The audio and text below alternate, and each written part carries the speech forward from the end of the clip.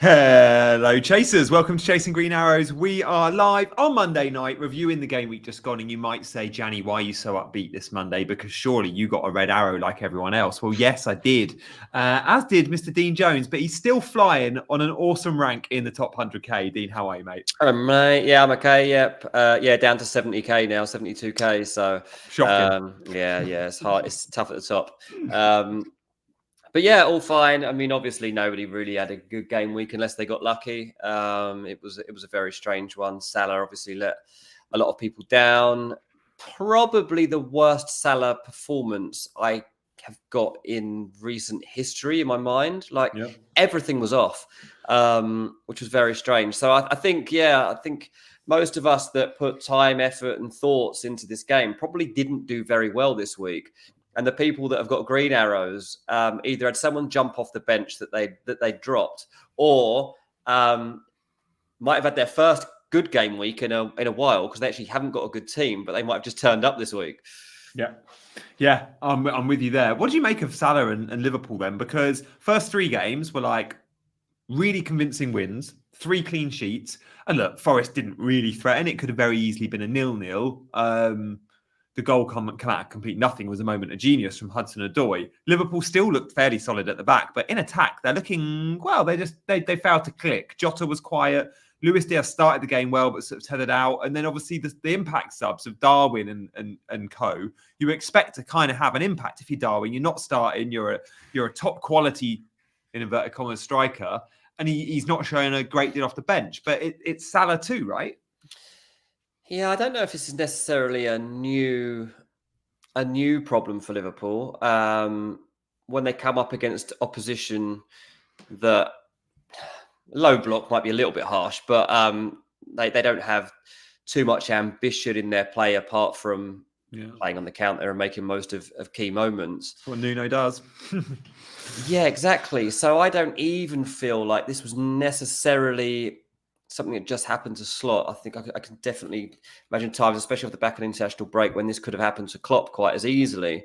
I guess the real question comes over team selection and wondering whether he should have mixed things up a little bit going forward. He's just picking the same players and expecting the same outcomes.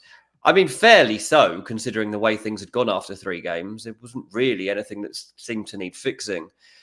But obviously, it's a bad result when you reflect on it now. And fair play to Nottingham Forest for making the most of that opportunity and the performance that they put in. We've now got to analyse whether Bournemouth can do the same thing. They're not a million miles away from what Nottingham Forest do. You know, they're a similar sort of side that could definitely put up a resilient performance. We've seen at the weekend they played against your lads, Bournemouth, and better team. So, and against Forest on the opening day, it was a proper stalemate. That you're right, they are level Forest. I think they're about the same level team as Nottingham Forest. So the new problem is, can we now trust Liverpool to actually get the goal glut that we all need if we're going to jump on all their players for this game week, which is supposed to be a big one? It was supposed to be an absolute banker for Salah captaincy game week 5. And you know what? We're going to just address that with early thoughts. We are going to review the game week just gone in today's show. And guys, if you're enjoying the show, do hit those buttons, like and subscribe to the channel. We did ask, are you on a green or red arrow? And I suspected from the engaged manager, those that watch FPL YouTube, probably more on reds than greens. And yeah, 64% with a red arrow this game week. So now let's ask you, who is your bus captain? Is it Haaland? Is it Salah? Or is it... We'll go Ollie Watkins and then we'll do an other. Who are you looking to captain early doors, Dean? Is it too early to say because Salah, Watkins, Haaland, and look, many don't own all 3, but they own 2 of the 3. They all play in the Champions League this week. Watkins and Salah on the Tuesday away. Haaland at home on the Wednesday. Do we wait? Are we waiting to see what their form looks like midweek? Not just the player form, but the team form as well in Liverpool's case. Maybe. I mean, obviously, like... I thought I would be captaining Salah this week. You still look at the fixture and think you probably should. But I don't know. Like, we'll see what Haaland does in midweek. I mean, Man City have got 2 testing games now, Inter Milan and then Arsenal. But do we really believe that Haaland's not going to eat those teams up as well? I mean, it's very difficult to bet against him at the moment. His last 3 game weeks, he's brought in 13, 17, 17 in this game. It's a joke. Guys, if he stays fit all season, he's getting 50 goals. This will be his best season ever. It's going to be his best season ever. Mm. I really hope he does stay fit all season to just see what he's truly capable of at this age and stage of his career. Of course, saying Haaland is fixture-proof. Gucci says if Haaland top scores this week, then captaincy is dead. And I think they're right. I mean, you'd be mad if Haaland goes and returns a couple of goals against Arsenal, and that's it for the season. You stick with him. And takes captaincy out the question every week if he goes and delivers against Arsenal. That's the one fixture we all looked at pre-season and went, oh, make sure you own someone good game week 5 because you won't captain Haaland in 5. Yeah. Won't you? Like, maybe I'm tempted. I'm definitely tempted, mate. I'm more than tempted. I'd say I'm even likely to captain Haaland at this stage. I'm more likely to captain Haaland than Salah for me. Yeah. It's between Watkins and Haaland at the moment in my head. Is it? But yeah. Yeah, it's a really tough one. And I mean, I don't want to go with the crowd, but I probably will with Haaland. I probably am going to play it safe. And if I get the feel that most people are going to be captaining Haaland, I'll probably just do that on the side of safety at this point. That is absolutely not my game plan this season. I want to go with my gut. My gut kind of is at the moment that it's Haaland. And Salah's just kind of the hope. But you watch that game from Salah and you're like, Jesus, he's miles off it. Like, he's nowhere near what Haaland's doing right now. Yeah, and with Haaland, like, I look at the Man City team and go, it's fine, but it's not prime Rodri being eased in slowly. There's no Foden. And I'm like, whoa, what's going to happen to Haaland when Rodri and Foden are in the 11? Like, he gets better. He gets a lot better. They will both be in, won't they? They will both be in for that game. Just looking at the bench options that City were able to use against Brentford, the ones that didn't even get used, like Foden and Doku. And you're like, wow, like the depth of this team. Arsenal don't quite have that level of depth. They do have Declan Rice coming back into the team.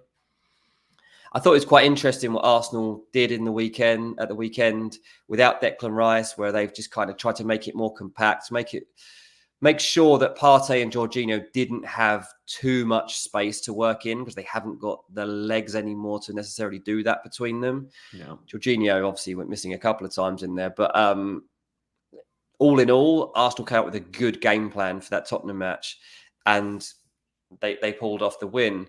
And now they've got to come up with a similar game plan to go to the Etihad. We're seeing City concede goals, even against teams that you'd like to think they could shut up shop against, and they're not. Brentford came up with a very good game plan, which was extremely unlucky not to come out of the game with something, actually. So I think Arteta will take some encouragement from that. But Captain DCL, says Adam. Yeah, honestly, like DCL is fast becoming my favourite player in England at the moment. But yeah, I'd probably say, mate, that I'm edging towards Haaland. Yeah, interesting. The chat so far are looking at Salah. There are 89 votes in. Do get voting because there's 200 of you watching. Keen to see where everyone's going with captaincy. I think Watkins would be more popular if more owned him, but the vast majority out there watching own Haaland. Slightly fewer will own Salah. So the fact Salah's at 49%, I wonder if midweek changes that though. If you see a Salah blank and a Haaland goal midweek, which wouldn't surprise me, quite frankly, then I think Haaland will be the more popular player. And I think by the masses, Haaland is a set and forget captain. So I think Dean's right. Yeah. He will be the higher owned captain of the game week, regardless now what happens, just because his ownership and the fact that so many more casual managers will go there. But I think he's a better pick than Salah at the moment. Ollie Watkins, though, Dean, we've got to talk about, let's talk about Watkins and DCL. It was in the same fixture. Watkins first. He said post-match, I'm not 100%. I pulled out of international duty because I've had niggles and I've still got niggles, but I struggle watching from the stands. And he came off, I think, 80 minutes. So he's getting a few more. And we knew something wasn't right there. But what we also know is this guy's going to get chances. 4 big chances in the game. 6 shots, 2 goals. He could have had more, i.e. 4 big chances and only the brace. But Ollie Watkins playing for Aston Villa, who are functioning very well in attack for him with a very good fixture run. I think at 8.9 million, he's a great shout. Yeah, he's not a risky pick. He's not a risky pick in this game because he's always going to score goals. And And I think really it's a case for most people now. Do you want Isak or Watkins? Basically, is the kind of choice. And given that Isak hasn't been returning, and then he goes off injured, which is obviously a blow to me, that's disappointing. I don't think there's that much between them. Villa are playing a bit better at the moment than Newcastle are, scoring a bit more freely. So another reason to go towards Watkins at the moment. Definitely doing the world of good. Morgan Rogers, Mark says, should have set him up properly for that hat trick. And I mean, you're right. I don't know if I want Morgan Rogers anymore in this game, mate. What? Mate, I've seen every week I see him, I'm like, yeah, there's more reason to pick him. I know he's not getting the points, but he could have and should have had a haul, and that will come. Will it though? It's been 4 weeks we've been saying that. and I'm like, he's obviously still good value in the game. So that's why there's not really much better value there at that point. But I'm like, is it ever actually going to come? Is he just going to be a really good player throughout the season, but he's the pass before the pass, or he's like the engine that leads to the moment? I don't know that he's going to get many points, mate. I really don't. And he's getting 90, which is good, though. That's a good sign. We're seeing so many. He's paid 90 every game this season. Like, Emery sees him as a permanent fixture in this 11. Yeah, but second striker. He's not even a midfield. He's a second striker, isn't he? He's a second striker. I mean, obviously, I'm sticking with him at the moment, and they've got a decent fixture next against Wolves, so it's a game that I don't really want to be ditching him. But he's got 2 points every week, mate. Yeah, and honestly, at that price point, you can get Dwight McNeil at 5.4 because someone's just asked. Dwight McNeil has an edge to him, and every single game Dwight McNeil's had that edge to him. I know that Everton are rubbish, right? Like generally, but then actually not going forward. They have bright spells in every game. Dwight McNeil is usually the talisman in there. Yep. Jack Harrison obviously weighs in as well with a fair point, and Ndiaye is a decent player. But if you're going to pick one of those, then it's McNeil that you want. Cheers, Gucci. Gucci, don't forget where what side of the wall you sit on, Gucci. Come on, you've been my boy for 6 months, my first channel member, Gucci, and here he is signing with. Oh, he's just signed up to my Dean Jones channel. I heard. But yeah, don't double up on Everton. Don't worry, I'm not doubling up on Everton. I've got Dominic Calvert-Lewin, which. But you're right; they're a team that will score goals. I've just done a wildcard draft for Game Week 5. Rogers was in there, McNeil was in there, and also in there, I've got Kevin Shade, who is 5.4 million too, with Visser now confirmed out for a couple of months. Yeah. I saw Fantasy Football Scout tweet in the news earlier. Visser out for 2 months. Like, look at the Brentford fixtures, and Shade is going to start as the number 9 quite often. If he's not, he's going to be starting, and he's in the front 3. He's 5.4 million. Him and Burmo. My midfield is Shade and Burmo, McNeil, Rogers, and Saka. Like, on a wild card, because remember, in a wild card, you need to go big on Arsenal. They've got great fixtures from 6, 3 really good fixtures. So you need Arsenal defence. I still want Trent. I still want Haaland. So these budget mids are needed, and I think I've not even mentioned Smith Rowe. You know. Yeah, absolutely. I saw actually, I'm just going to get up a mini league that I'm in. I was overtaken in this week. No, it was the Snack in the Snack Media League. I was, yeah. Mate, I'm embarrassingly. They asked me to be in there as the fantasy football expert. Like you got to go onto page 7 to see where I am. Yeah, don't worry, mate. I'm second. But anyway, I was overtaken this week, and I was like, oh, where's he got his points from? This guy's got 74 points. His defence was Raya, Gabriel, Saliba, Gvardiol, and Virgil van Dijk. That's his defence. And I'm like, whoa, okay. So what else can this guy have? And I was actually like, started becoming quite intrigued by like how you make up a squad once that's your back line. And I was like, his midfield is actually okay. He's got Palmer, Luis Diaz, Smith Rowe, and he's got Adingra, he's got Visser. And Haaland. And he's got Haaland. How's he got Haaland and Palmer in that team? Mate, I was like baffled by like how he had managed to get all of these players in. That's like fair play. Like you've come up with a very different approach. Got a bit unlucky with Visser now, obviously, but Dunkers is like sub defender. He had 6 points. 6 pointer, yeah. Huge this week. So I was like, fair play. You've come up with a different method there. As to getting a team together that's performing well. But yeah, generally you've got to come up with those clever midfield picks, I think, at the moment to kind of make the difference, mainly because of like I said, that team I just read out didn't have Salah in it, and most of us at the moment are on a Salah team. No Salah attack. Yeah, I mean, I've got Jota, who, by the way, Jota and Luis Diaz both got subbed off at 60 minutes. Now, in FPL, we know 60 is the holy grail for your clean sheet point, your extra appearance point. Well, Jota ran off the pitch and Diaz walked off the pitch. And therefore, Jota got 1 point and Diaz got 3. Even though they were subbed at the same time, because they were the wrong side. 8 seconds, I think. If Jota had been another 8 seconds, he'd have got 3 points. Instead, he got 1. I didn't know that. 3. Honestly, it was so annoying as a Jota owner. That is crazy. Yeah, the clean sheet point and the appearance point were given to Diaz and not Jota, despite being subbed at the same time. Yeah, so annoying. That is, I tell you. Yeah, you got to ask questions, haven't you? Who is the better head, Gianni or Dean? Fantasy Football Scout, Ed, you are taking the mick today. Ed, friend of the channel, has been on. And if you're interested in Champions League content, do check out Scout. They're doing some stuff for UEFA, which Ed is heading up, which is pretty cool. Dean, let's just talk about Champions League briefly before we move on to our teams. We're going to do some eye test scouting, some bonus beasts. The impact of the Champions League on teams like Liverpool. We don't quite know how Slot reacts to Champions League, certainly under Liverpool in terms of rotation. Should Jota and Diaz owners be slightly worried, even Salah owners and Trent owners for reduced minutes? Do you think we'll see mass rotation? Because that is a quality 6 options they've got in attack. Liverpool, like no other team, really, the depth up front. Do we think we're going to see mass rotation? I mean, this week's going to be a great learning curve for us, and it's great we'll be able to wildcard after a couple of weeks of seeing the Champions League. I think that will matter. Yeah. I think that Liverpool need to rotate. I mean, we've seen that. Like, I think he's probably taken that a game too far by not making changes, but the international break does make it difficult as well in terms of like you had built up momentum, but then you got a break, but you don't want to change your winning team, but is everybody okay after they come back? Have they lost their fluidity? And it did prove to be the case for Liverpool.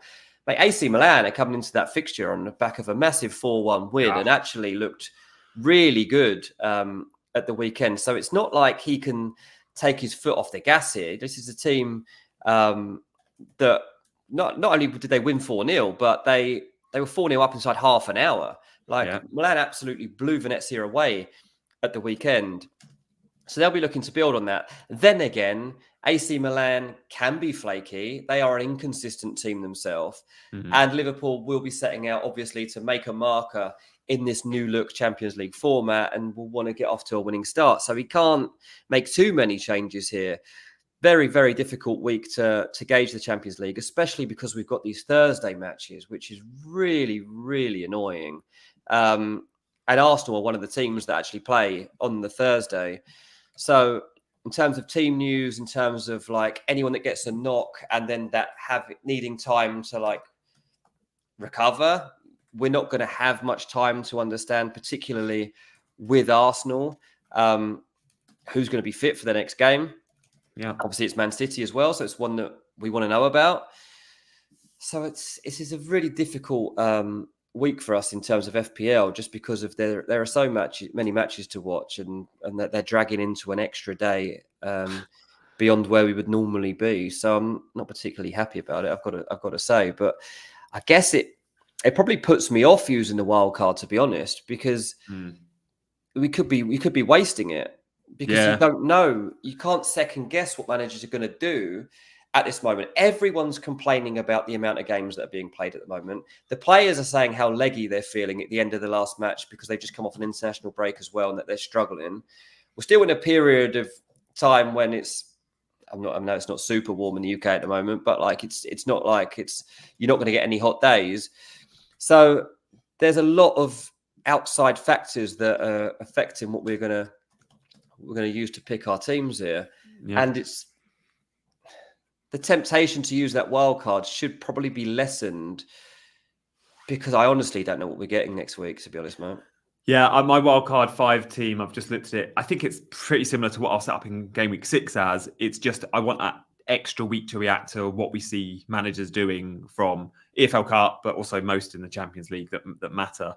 So yeah, interesting one there, guys. Thank you for all your comments. We read them all. If you're a channel member, we'll flash up all your comments on screen as well. That is a given for channel members. Whether we answer them or not, you're part of the show firmly. Let's crack on though, because we're going to do a little bit of eye test scouting. Dean, I think we'll do this together. You kick us off, and then we'll perhaps pick a couple of players each. So let's crack on before we see our teams with an eye test report.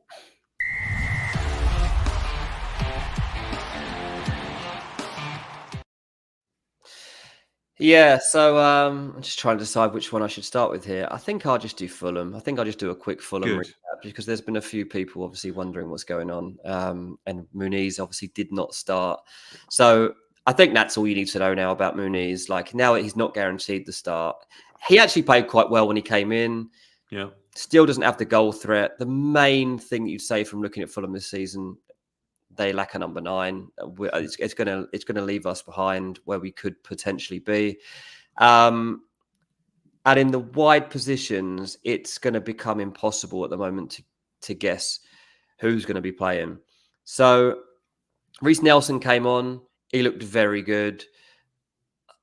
He came on the left. Adama Traore played on the right. Played pretty well. Still doesn't have end product. I wouldn't be picking Adama Traore. I'd say Emile Smith-Rowe remains a good pick. And I would still encourage people, if they want to pick Emile Smith-Rowe, to go that way. I think that him and Anthony Robinson will be the only 2 Fulham players that I recommend anyone even considering at this stage. Anthony Robinson actually massively let me down because he was on for 6 points. And then he switched off for 2 seconds from a throw-in. And I cannot fathom why he turned his back on Jarrod Bowen. Schufel throws it in behind him. And Bowen tees up Danny Ings for a last gasp equaliser for West Ham, which honestly, I nearly threw something at the TV. Me too. I was like, oh my. I mean, you must have been doubly disheartened because who else conceded around the same time? It was like you lost other defensive. Trent conceded not long before and then got a yellow card. Trent looked like he was on for attacking returns and a clean sheet and bonus and then lost it. But Anthony Robinson did similar in game week 1 and Man United scored a late goal, not as late. But at the time, Robinson was on for 8 points. He was on 2 bonus and 6 for the clean sheet and appearance. On for an 8-pointer at Old Trafford game week 1, lost it. And then similar, obviously, game week 4. Yeah. He has had points in game week 2 and 3, though. Like, he's still a very good own. If I was on wildcard, I don't know if Robinson would be in my team, but it'd be very close. Very it's a tough one, isn't it? The other thing I was going to talk about, I'm going to take it away from Everton. I was going to do Everton, but we talked a bit about Everton and the options that they've got. Was your Chelsea, mate? I mean, because Nkunku has to have a chance of getting the starting lineup as the 9. As the 9, even that's it. Because like he has obviously been a big part ever since he arrived at Chelsea because it just hasn't gone his way. But is your only surely like reliable finisher. And I don't think 9 is Nkunku's position. I don't. But I think it has to be in this version of this Chelsea team. Yeah, I'm 100% with you there, mate. He's 6.2 million. If we see an Nkunku start next weekend as the number 9 and he plays well and you're on wildcard game week 6, like I'll probably go there. But we need to see consistency because that's what we've not seen. And we gambled on the idea of it. Clearly, Maresca doesn't really, there's something there where Maresca doesn't see him as one of his main men. Is he a bad trainer? Does he not like is the skill set he offers? Does he see him as more of a versatile utility man that can play 8, 10, left or 9? Like, I don't know. But there's something not quite right then. A lot of Chelsea fans and FPL fans couldn't believe that Nkunku somehow wasn't in Chelsea's best 11. Well, maybe he will be soon because he offers something that Jackson doesn't, and that is cool, composed finishing. Exactly that, mate. And I guess the other, well, I'd say concern, it doesn't affect either of us, I don't think, but would be along lines of Cole Palmer and the fact that he does feel like he's getting locked up a little bit more.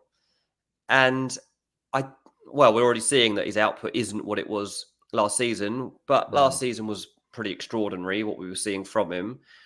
But, you know, the 3-pointer against Bournemouth, he got a 6-pointer before that against Palace. Obviously, 17, a big one against Wolves when they won 6-2. And he got a 2-pointer against Man City. 10.6 million asset. He's still owned by 40% in the game. Yeah. I can't quite figure out what we're getting from Cole Palmer this season and whether he's going to be actually prove to be worth having. In a season which is going to have fewer pens, we know that. And Cole Palmer got 10, I think, last year. in a season where Chelsea have two other midfield options that are going to be 3 or 4 with very good price points if we know they're guaranteed starters. And I include Madueke and Sancho in that. If these guys become nailed, which I think Sancho might become nailed, and there's early signs of there, 6.2 million, like there will be cheaper routes to that Chelsea midfield. Now, Sancho and Kunku, Madueke, even when nailed and playing 90, I don't think will match Palmer's output. But boy, in terms of value, will they match it? Like you're talking half the price, of course. There'll be better options. Palmer issue is no different to Son. Yeah, similar off court. And look, when we see Palmer wide, as we saw second half against Bournemouth, when Felix came into his position in the number 10, Palmer was even quieter. And the annoying thing about Maresca is his wide men are really wide. Sorry for Cole Palmer. I like it for Maresca. He's old school wingers. They're on the touchline. Under Poch, Palmer played on the right. He was so infield.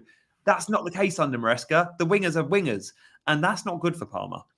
We need to see him as the number 10. Let's see. We've got to give him a few more weeks, but he's certainly not a player for me. No Chelsea attacker will be nailed, says Mark. I disagree with that. I've seen the quotes from saying there's going to be a ton of rotation and we've got all these wingers. I'm sorry. If Sancho or Madueke is playing out their skin, or Nkunku, they will start every game. Yeah, you might get some early subs, but if players prove to the manager that they're better than everyone else, they will be picked week in, week out, just like Cole Palmer is.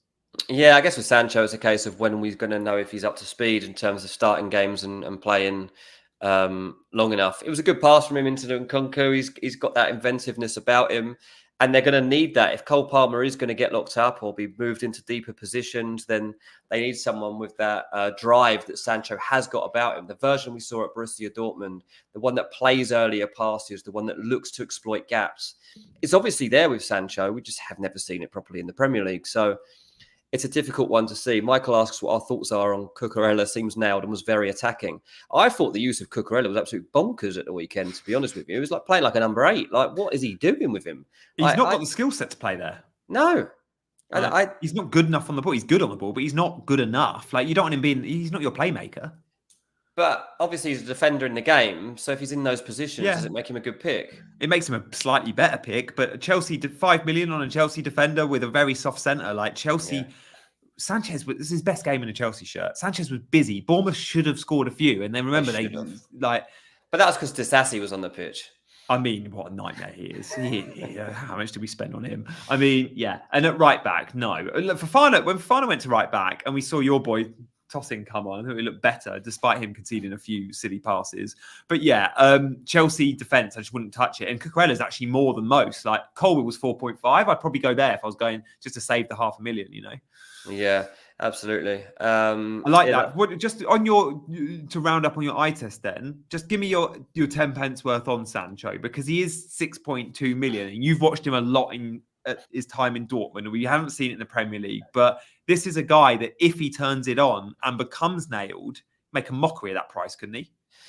He could. I struggle to believe that he can become nailed, just because it's going to depend, right, on how Maresca uses this squad. And thankfully, you've got a load of games to play in the Conference League, which is an opportunity to give people extra minutes. And there's loads of extra games in the Conference League. So that's fine. It should help, satisfy people for getting extra games that they wouldn't otherwise get. You've got, was it Barrow in the League Cup? So you're going to win that and go through. So it means there's another competition that you're going to stay in. That's all important. So that gives Sancho some opportunity to nail that spot down. But what does that mean in this Chelsea team? I'm not sure, because even Nicholas Jackson, if he does get nudged out of that forward position, it means he's being nudged wide. Nicholas Jackson's not coming out of the picture here completely. There's no way that's going to happen. Yeah. So then it's another person competing with you for minutes in a wide position. So I do think Jadon Sancho can become a decent asset and somebody worth considering, but not until we're actually seeing him get that nod for starts. Because I don't know how yet he's gonna rotate the cast up there. Yeah, João Felix haven't even mentioned. Yeah. You know, so many Neto, Mudryk. Yeah. We'll move on to Crystal Palace, the one I wanted to discuss with in terms of eye test. First of all, Sally mentions why is no one talking about Mateta? Well, we should do. Mateta and Eze are going to be sharing penalties. It's down to whoever's on the pitch to make that call. A bit like Bournemouth. We heard the same with Cliver and Ivan Nilsson. Ivan Nilsson took it, missed. Mateta took his and scored. So you'd think he has the next one, but let's see, because loads picked Eze. Big Man Backer is going to come on the show on Wednesday and see how disappointed he was. He had Eze in his team pretty much without penalties. I don't think he would have been in. So he's still a good pick, Eze. He's still clocked like 0.545 XG. Palace are still functioning well enough in attack to warrant his pick. But Mateta maybe now as good, if not a better option. But the one I really want to note down is Nketiah. From an eye test perspective, I was really intrigued to see where he was going to play, because pre-match Glasner said you don't spend 25 million on a player to bench him. He told us in his press conference on Friday, pretty much, Nketiah was going to be a nailed starter. And I was like, okay, so what's that front three going to look like? And he mentioned how Nketiah can play several roles. And I thought, are we going to see him out wide? Is it going to be Mateta down the middle, Nketiah right, Eze left? It was a front two. It was a classic front two.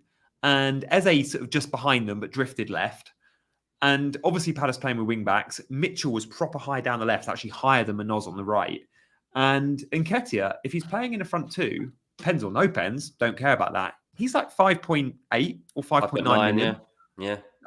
That's worth a look, isn't it? Like, don't wait for the goals to go in and then tell us Nketiah's a great pick, guys. Like, the really good FPL managers out there, the ones that win FPL, the ones that win their mini leagues, they're jumping on players before they score their goals, not reacting to goals. Just like one guy I know that bought in Ollie Watkins a couple of weeks ago, really good FPL management. That another one that bought in DCL. We're not reacting to goals. So yeah, I just think Nketiah is one to monitor, knowing the manager has said about his minutes being secure. It's a good price point. I mean, obviously, the fact he's not in that penalty rotation is a bit annoying, but because he's 5.9, doesn't matter too much. Like, he can basically be your third striker, whereas Mateta at 7.4 has got to be more like a second striker. So that's what I think makes it a bit more interesting, because I've got Eze. I've just brought him in last week, obviously. Obviously, I was disappointed too that he didn't take the pen, didn't get decent points in this game week. I'm still pretty buoyant about Crystal Palace's fixture list. They haven't had a very good start to the season, Crystal Palace, by any stretch. They still haven't actually won a game this season. But they've got Man United at home next. That could easily be a Crystal Palace win, right? Crystal Palace can beat Man United at home, can't they? I think so. And I think there's a temptation, honestly, when you look across the next 4 games, to even consider having Eze and one of those forwards so that you're not missing any points and perhaps even doubling up on points. Man United, Everton, Liverpool, Forest is their next 4 games, Crystal Palace. And the dilemma really, I guess, would be if you want Nketiah or Mateta. Mateta, now that you've seen him take pens, is somebody that I'm definitely intrigued by. There's no doubt about that. But I don't know if I want to go there at that price point. That's the most off-putting aspect of it for me. And that's what we always have to look about in FPL. Do you know, it's my pet peeve. And Ice G, I love you very much. I hope you don't mind me calling you out, because I could say it about 1,000 people. But as a content creator, you give your opinion and you get a ton of people telling you it's wrong. And that's completely fine. I do not ever expect people to always agree with me. And this is such a subjective game. No one should agree with me all the time. Right? But when people say, when you make a comment like, oh, maybe Nketiah is the better pick than Mateta, it doesn't mean you're saying he's a better FPL pick. It means you have to always look at the money you're spending. Otherwise, this isn't a draft game. This isn't a place with unlimited prices or budgets. You have to look at Nketiah as a 5.9 option and compare him with a like, and you have to do exactly the same with Mateta in 7.5. I do think Mateta will get more FPL points than Nketiah, maybe more minutes, and yeah, he has penalties. But what can you do with that extra 1.6 million? It's a huge amount, and that matters. Do we think that Crystal Palace attack is good enough to justify spending that amount on Mateta when you could spend a lot less on Nketiah that maybe matches or gets closer to his output? Now, I might be wrong. Mateta might be the better option, but always do evaluate any player with the price. That's the key of FPL. That is rule number 1 of FPL. So always do that, guys. That's my big thing. It's interesting because I'm just playing around with it here, seeing if I say switched out Isak now, right? I keep Haaland, I keep Dominic Calvert-Lewin. What if I switch out Isak to Nketiah and open up more funds? Yeah. Well, it means I can move Morgan Rogers up to Jarrod Bowen. Jarrod Bowen will get good points across this season. No one ever picks Bowen. No one ever picks him. He's 6% owned. But Jarrod Bowen is a good fantasy pick across this season. He moved to number 9 against Fulham, didn't he, second half? He went down the middle when Antonio went off. Yeah, exactly. And Antonio shouldn't be seeing many more minutes at the moment because he's appalling at the moment. But, obviously Danny Ings could come in for more minutes. Who knows? But, Bowen having a reasonably slow start to the season, but he's got 5, 8, 2, and he'll come to life in this team. Like Jarrod Bowen's not going to go through the season without going through some big games with points. And you look at it now, you think he's got Chelsea at home, Brentford away, Ipswich at home. I think that's a good spell of games for Jarrod Bowen and to be an owner of him. So there's a few. I'm not saying I'm going to do this, but it can open things up if you do downgrade a forward to get Nketiah in there, who's going to be playing so many minutes. Yeah, exactly. My last eye test report is actually from another budget forward, who I do think is the best of the bunch still. And remember, Vista's out for a couple of months. That's still João Pedro. We were all shocked he didn't start. You got to hope he's available for game week 6. But what I noticed over the weekend, and Brighton, clean sheet against Ipswich, they always looked like they were going to keep a clean sheet. Ipswich was solid at the back, the numbers might say, when you see the 0-0. But Brighton, they created a ton. And they really do miss João Pedro. And we all worried at the start of the season, is João Pedro nailed? Is there so much strength up top at Brighton with the money they're spending in attacking positions? Will João Pedro play every game? Well, what the season has told us so far is, 1, João Pedro pretty much plays 90 every week when he's available. And 2, when he's not available, they miss that cutting edge. This is a guy that scored against Arsenal in game week 2 or 3, Man United in game week 2 or 3. Mark says Brighton didn't really create any big chances. Well, you don't need necessarily big. They created a lot of chances. And João Pedro doesn't necessarily always score from big chances. He scores some bangers too. We've seen that this season. I just think João Pedro is still the best sub 6 million forward in the game. Do you? Yeah, it's interesting. I didn't watch the Brighton game. It's the only one actually from the weekend that I haven't watched properly. Probably because it was 0-0. It was like the least important one for me to actually watch. But Brighton are just a team that you generally shouldn't be ignoring. Nottingham Forest at home next up is a fixture that I think I trust them in, to be honest with you. I do.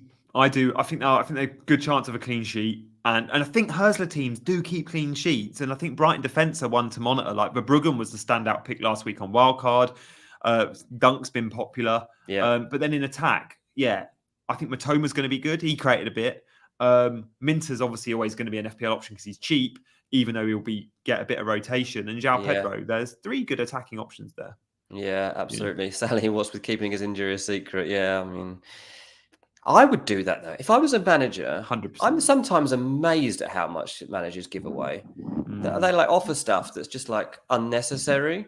Yeah. It's I would be saying nothing. If anything, I'd be lying every week. Yeah, you'd be doing an Eddie Howe or an Nteta. They're the best. What is the point of telling everyone what your team news is? I've never understood it. And I remember, I used to be in the press conferences asking the questions, and I'll be like, I don't know why he's telling me this. Why is it using me to? It's weird. I find I think it's Ancelotti. Quite a lot of Italian managers do this. They're brutally honest, really honest. Sometimes they'll even name bloody 11. Name the lineup. Why would you do that? Doing? Bring on the Mourinhos and the mind games. That's what we like to see. I got Verbruggen yellow card. Yeah, I did.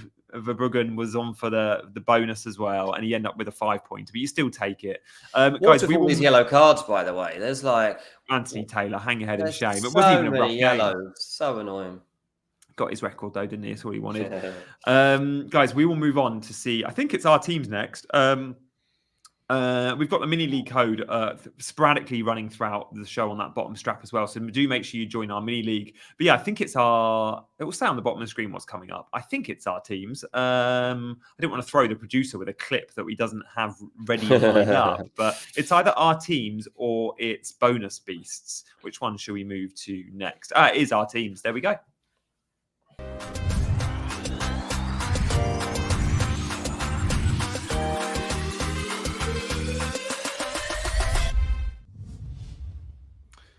was just looking at our mini league, actually, mate. I am currently 57th in the Chasing Green Arrows League, which, considering I'm having a good season, is pretty low. The leader is Robert Fletcher, who's got 354 points.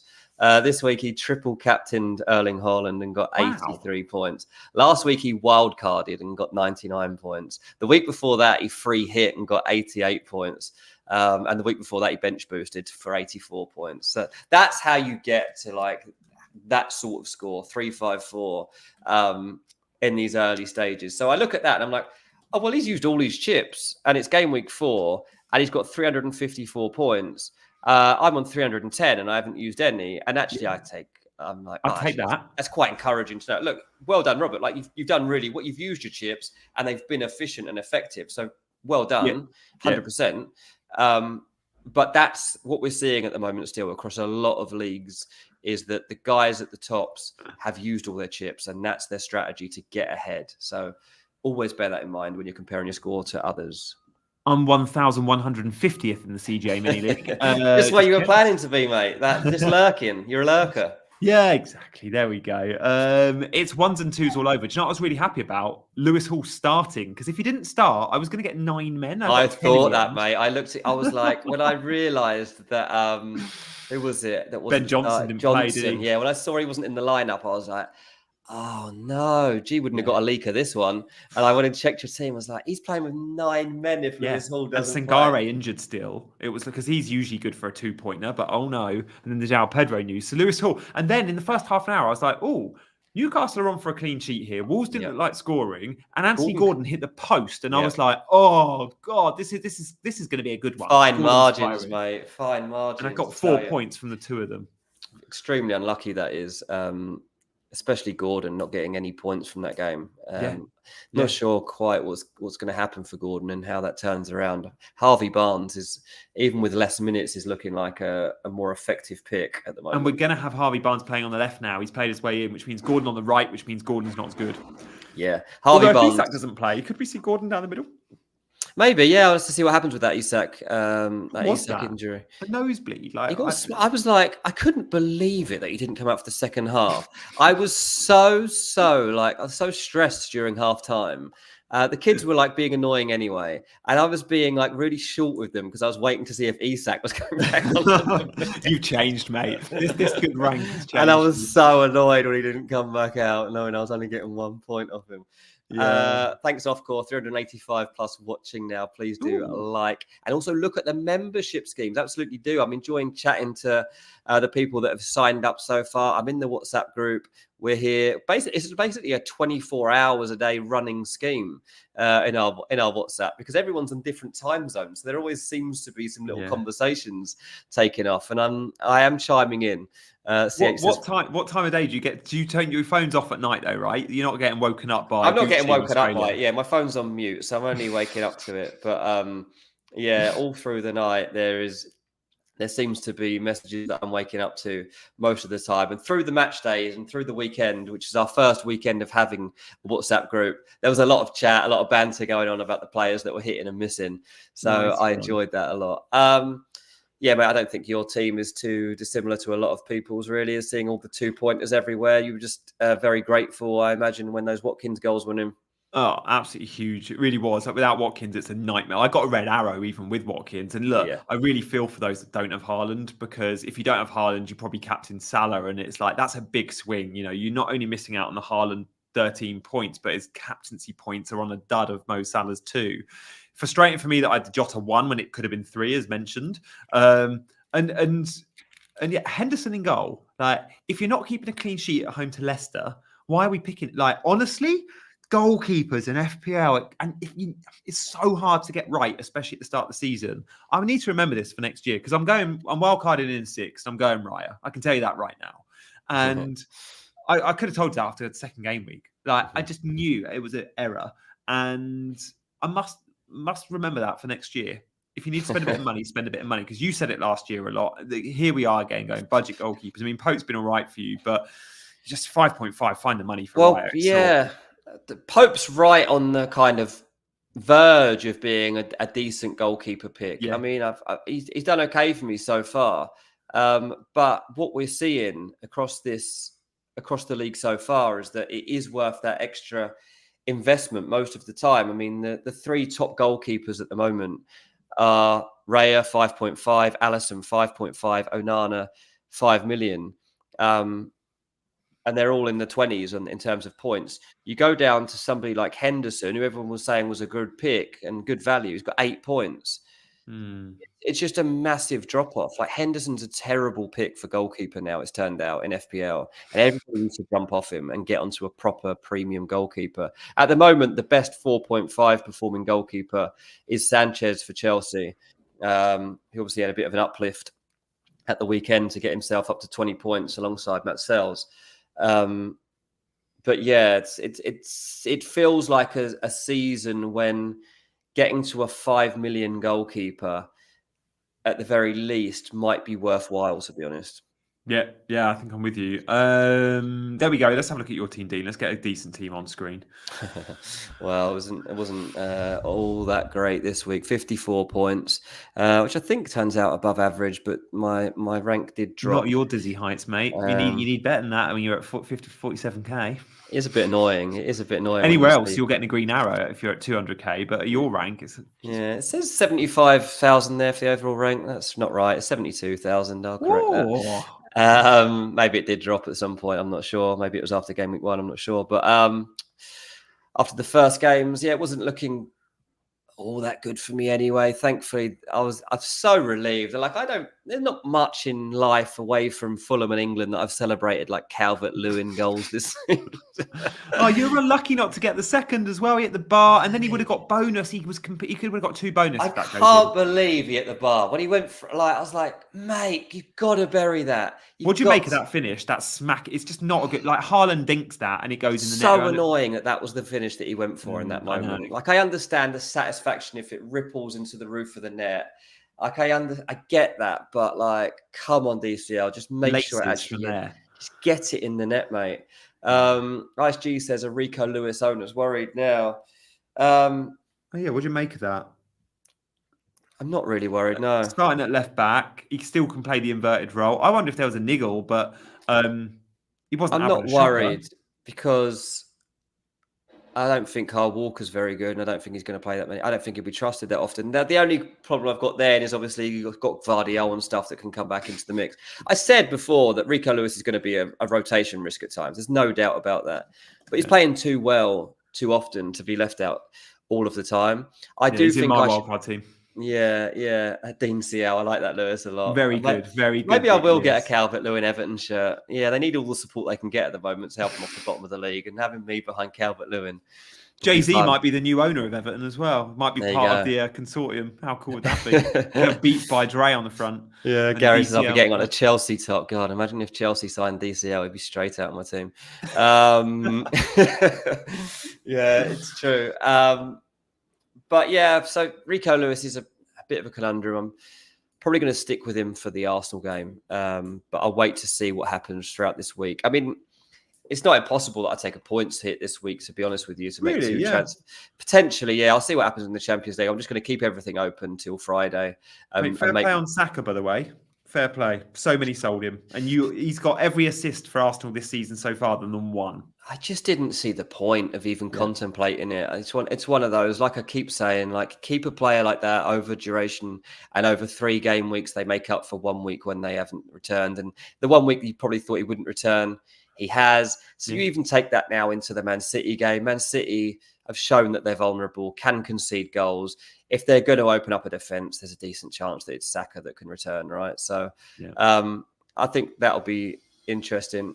Kai Havertz, I'll tell you what, by the way, we haven't mentioned him in this conversation. Kai Havertz had a really good game at the weekend. That header was unlucky. That was unlucky. Like I thought if he filled his role, good at that. He's proper number 9 now, isn't he?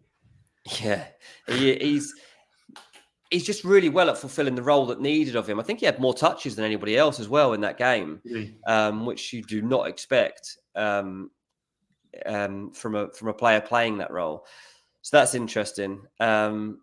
Yeah, as I say, Morgan Rogers, I'm not loving it. I think he's a brilliant player, but we've seen 4 weeks of him now. He's got 8 points. Yeah, he might come into at some point. Obviously, he's going to score more than 2 points in a game week. I'm not sure I can be bothered to wait for it. That's to be quite frank. I think I might be jumping off this train. Fair. Guys, let us know your input on Dean's team or decisions. We have spoke about captaincy, although there was some request for us to continue to captaincy. But I think was that a third feature in today's show? I can't remember what it was. My bonus piece, I think you got, mate, haven't you? Yeah, bonus piece. Let's get to that then. Let's get to that, and then we'll do any questions.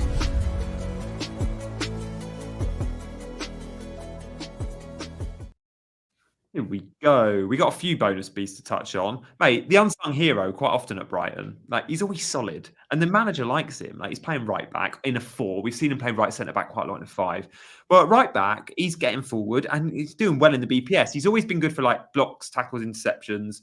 And he reminds me a bit of Azpilicueta. He's one of those sort of really solid performers. Never lets you down, but does a lot of dirty stuff well. Hence 2 interceptions, 3 clearances, a block, 5 recoveries is really strong.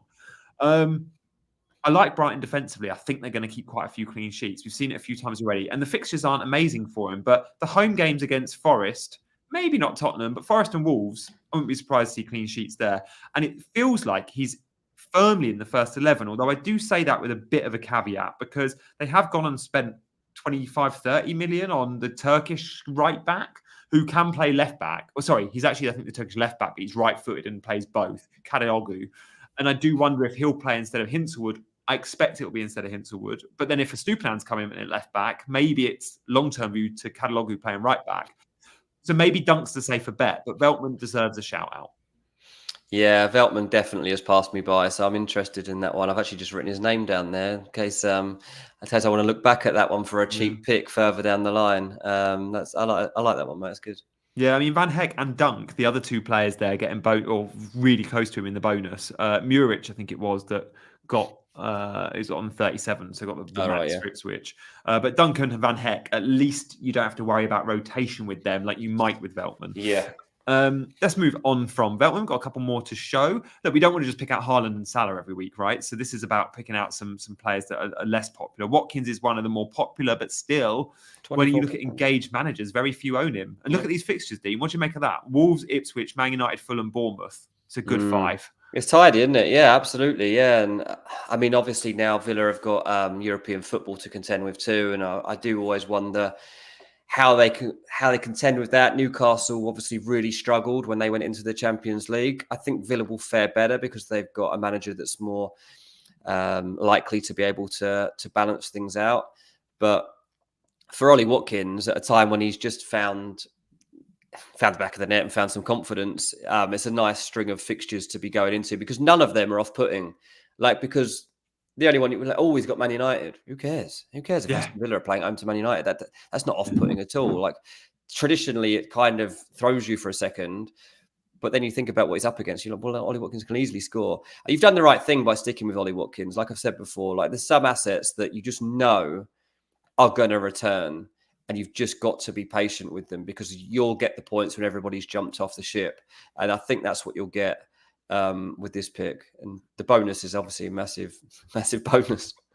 Yeah.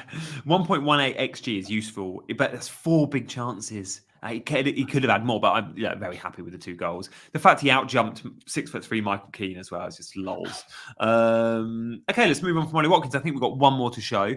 Guys, thank you all for watching, by the way. Loads of you in the chat. Please do, though. We haven't got to 100 likes yet. It'd be amazing to get some likes in, but also, please, if you haven't already, subscribe to the channel. And there's so many reasons to subscribe. We're live every Monday, Wednesday, Friday. Genuinely, you're really going to enjoy the ride if you subscribe to CGA. I'm sure of it. I didn't realise Raul Jimenez was 5.4 million, Dean. He took his goal well. You ain't going to get 90 from him. But if you're getting 72 every week at 5.4, if he keeps scoring, he's going to stay in the 11, isn't he? Yeah, I mean, I just don't trust the bloke. I like Raul Jimenez. No. I've been wishing the world of him since he joined for Fulham. Obviously, I used to spot him in Sainsbury's every other week as well. So there's extra motivation for me to want the local lad to do well. I don't think between him and Muniz, I don't think we'll get 15 goals all season. Those 2 combined. So, and I think that they'll be rotating too often as to know who's actually going to play because I'm glad that Muniz was taken out of the lineup because I think he needed to know that he's not guaranteed a starting place. But when Muniz came on, I actually felt he added more to Fulham's game than Raul was. He took the goal well, but I mean, Smith Rowe's kind of laid it up on a plate for him, and I'd be disappointed if he'd have missed that. So interesting, definitely, because I didn't realise actually that he'd come in with all 3 bonuses in that game. But I still will stand by the fact that I would see Smith Rowe as the player you need. Yeah, agreed there. Spend the extra and get Smith Rowe. He's been so good so far. Guys, thank you for all your questions in the chat. We might be able to get to a couple of them. Dean, should we do alternate questions? Do you want to take the first and then we'll do a bit of rotation? Yeah, Zubi says, I'm gutted, got Visser in and wildcard 4. Now he's out for 2 months. Who would be your replacement? 6.1 mil to play with. I mean, at 6.1, you're obviously in a bit of an awkward situation because there aren't actually that many good picks that you could be going for at that moment in time. But I want to just... let me just check. What's DCL? What's what? How much is DCL? DCL is 5.9. Yeah, 5.9. So I was going to say, I'm just trying to look at... Sorry, my phone is playing up here as I'm trying to check this. It's silly. I can't know. This is quick fire questions, everyone. I know, quick fire questions. I was going to look what Mbamo is, but because I want to know what Mbamo is listed. Oh, yeah. Okay, so that's out of the question. Kevin Schade, I said it wrong, is 5.4 mid, by the way. But I actually still think Mbamo, by the way, is going to be the pick for Brentford in the coming weeks. I'm convinced that this is the time to get on him if you can. Yeah, I'm there too. Vardy versus DCL all day long. Vardy, look, he has looked good, but I'm not sure. I'm not sure he's even nailed. Yeah, I mean, they've signed Edouard, by the way. Who couldn't play against Palace. We could see Edouard coming in. He's not gone to Leicester to sit on the bench, surely. Yeah, absolutely. What do you do with Isak and Pedro if on wildcard 6? The Isak next game week he's got Fulham, and Fulham don't do that well against Newcastle at home.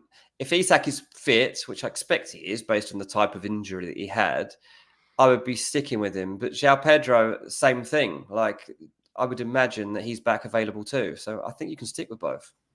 Punter, I love you very much, but Duran's just not an FPL pick. He's great and he's going to keep getting 20, 30 minutes, but he will not start a Premier League game if Watkins is fit, period. Even with Champions League rotation. Nope. Yeah, absolutely. DCL versus Wood. I think DCL is just so guaranteed for minutes at the moment. While he's fit, like it's, everyone's saying, when I picked DCL first week, everyone's like, he'd be injured after 5 minutes. Well, he's got through 4 games so far and he's actually looking quite good and sharp. So at the moment, I'm quite happy with the DCL pick. Yeah, agreed. Would you sell Gvardiol and Saka for Greaves and Salah? I wouldn't sell Saka unless you plan to wildcard him back in game week 6. Like, you could sell Saka for 1 week to go Salah for 5, but no, Saka, just hold him. We love Lassad. Absolutely. Would you rather transfer out to use funds, Saka or Palmer? Palmer. Yeah. I mean, Palmer definitely opens up more funds, and I think he's an easier loss, I think. Matthew Perry, Muniz and João Pedro out for DCL and Duran. Guys, why does everyone want Duran? Like, he ain't going to start. Like, I promise. Like, don't see Champions League and go, Watkins won't start. He plays on Tuesday in Switzerland and then Saturday. That's Saturday, Tuesday, Saturday. He can do 3 games in 8 days because the Tuesday after that, it's Wickham in the EFL Cup. There's his rest. Duran ain't starting, I promise you. Unless there's an injury. Yeah, absolutely. This is interesting because I think the answer might be defence. Agreed. It's a weird one because you want to say attack because Arsenal playing Leicester and they could win 4-0.